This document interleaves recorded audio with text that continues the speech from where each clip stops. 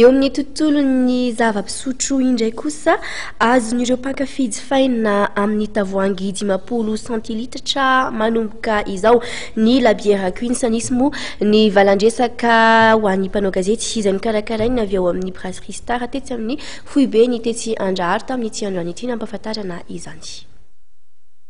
Manomboka zao dia ho hita manerinareo toeram-pivarotana Antananarivo Antsirabe ary any Antsiranana ny labiera Queens amin'ny tavoahangy 10 centilitra. Labiera sady malefaka no manala etaeta ary efatra faingo 7 isan-jato monja ny tany alcool ao aminy.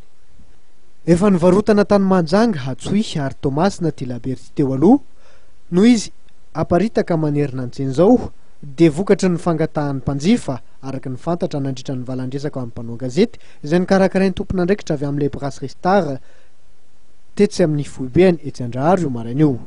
Labiera ho an'ny tany mafana na tropical mampatsiahy fotoan-danonana ny mozika sy ny masoandro ihany koa ary andro fialan-tsasatra ny Queens.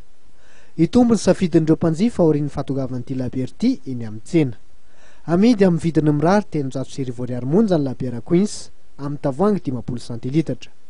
Mbola ho arahina hetsika fanentana maro samihafa eny anivon'ireo Epibar, toeram-pivarotana lehibe sy trano fisakafoanana izao fahatogavan'ny Queens eny amin'ny tsena izao.